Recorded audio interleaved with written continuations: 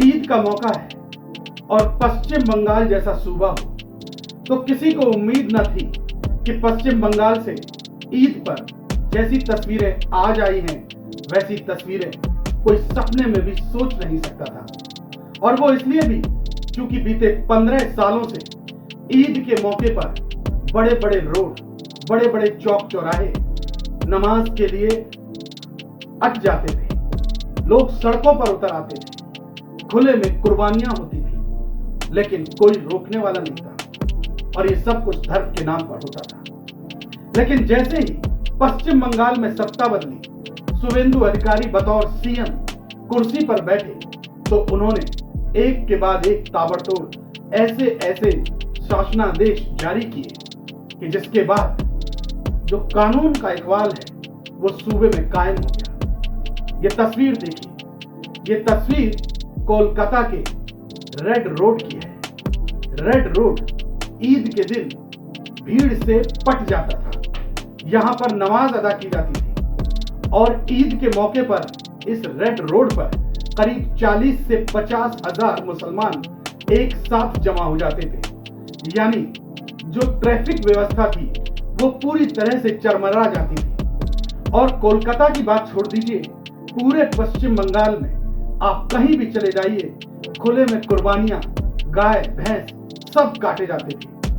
लेकिन शुवेंदु अधिकारी ने सत्ता संभालते ही कई सारे आदेश का उन्होंने जारी कर दिए।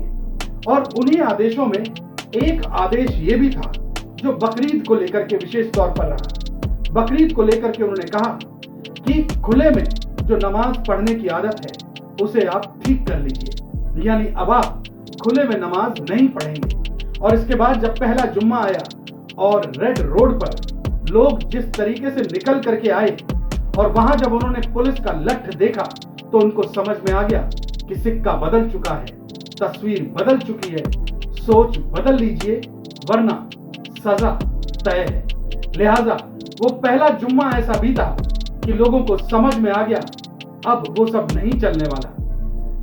एक बार फिर से उम्मीद की जा रही थी कि ईद के मौके पर शायद जो 15 सालों से रवायत चली आ रही है, रेड रोड पर 40 से 50 हजार की संख्या में मुसलमान जरूर उतरेगा और नमाज अदा करेगा।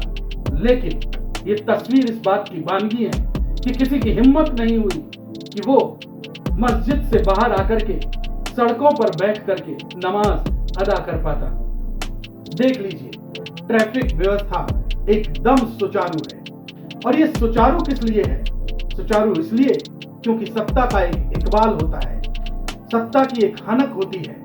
और जब वो हनक अपने नियम कानून पुरजोर तरीके से अप्लाई की जाती है तो फिर तस्वीर इसी सूरत में बदल जाती है। पश्चिम बंगाल के अंदर शुवेंदु अधिकारी ने एक ये भी कानून पारित किया, हालांकि ये 1950 का था, उसी को दोबारा से अप्लाई करवा दिया कि आप खुले में कुर्बानी नहीं कर सकते। और गौवंश से जुड़े हुए जितने भी मवेशी हैं, चाहे वो गाय भैंस बछड़ा कोई भी हो, आप इनकी खुले में कुर्बानी नहीं दे सकते। यानी अब नियम यह है कि कोई भी पशु जिसका आप वध करते हैं वो 14 साल से ऊपर का होना चाहिए। और इतना ही नहीं, ये भी हो कि वो पशु अब किसी लाइलाज बीमारी से पीड़ित है और इसके लिए बाकायदा एक डॉक्टर का सर्टिफिकेट भी जारी होना चाहिए, और सर्टिफिकेट नगर पालिका से भी जरूर जारी हो। तो जब इतनी सारी सहमतियां बनेगी तभी जाकर के आप किसी पशु का वध कर सकते हैं। और पशु का वध आप किसी भी खुले बूचड़खाने में जाके नहीं कर सकते, किसी मस्जिद में नहीं कर सकते। आपको जो सरकारी बूचड़खाने हैं, जो प्रशासन ने तय कर रखे हैं, आप वहीं पर जाकर के कुर्बानियां दे सकते हैं।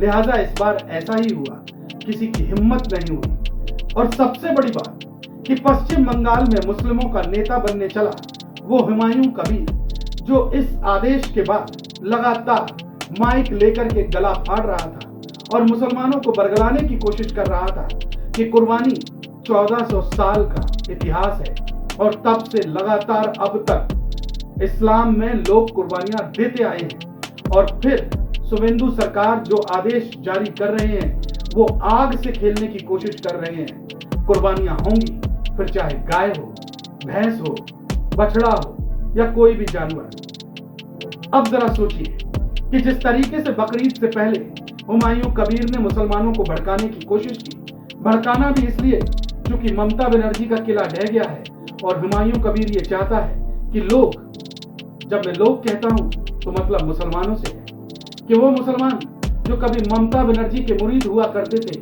वो हुमायूं कबीर के कबीले की तरफ दौड़ जाएं, यानी उनके छाते तले आ जाएं, वोट बैंक उनका मजबूत हो जाए। इसीलिए मुसलमानों को भड़काने, भरमाने और उनको सरकार के खिलाफ करने की उसकी जो एक कोशिश थी वो भी बेकार साबित हुई। सबसे बड़ी बात तो यह है कि हुमायूं कबीर की तस्वीर तक अभी तक सामने नहीं आई है कि आखिरकार खुद उन्होंने कहां जाकर के कुर्बानी दी, खुद उन्होंने कहां जाकर के नमाज अदा की। वो खुद बताएंगे कि उन्होंने सरकार के आदेश का पालन किया या फिर नहीं किया। इसी को कहते हैं सत्ता की हनक और कानून का इकबाल।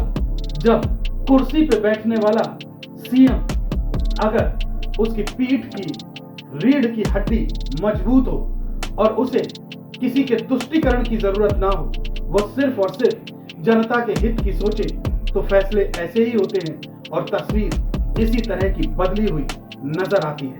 बहरहाल आप इस फैसले को लेकर के पश्चिम बंगाल में ईद से रिलेटेड जो तस्वीरें आई उनको लेकर के आप क्या सोचते हैं और इसमें शुभेंदु अधिकारी के योगदान को लेकर के आपकी क्या राय है? क्या वो सही फैसले ले रहे हैं? आप अपनी राय कमेंट बॉक्स में जाकर के दर्ज कर दीजिए। वीडियो बेहतर लगा हो तो शेयर कीजिए, लाइक कीजिए, चैनल को सब्सक्राइब कीजिए। अपने परिवार का ध्यान रखिए, अपना ध्यान रखिए, स्वस्थ रहिए, मस्त रहिए और हाँ, इस चैनल को सब्सक्राइब जरूर कीजिएगा और हमें दुआओं में याद रखिए। जय हिंद, वंदे मातरम।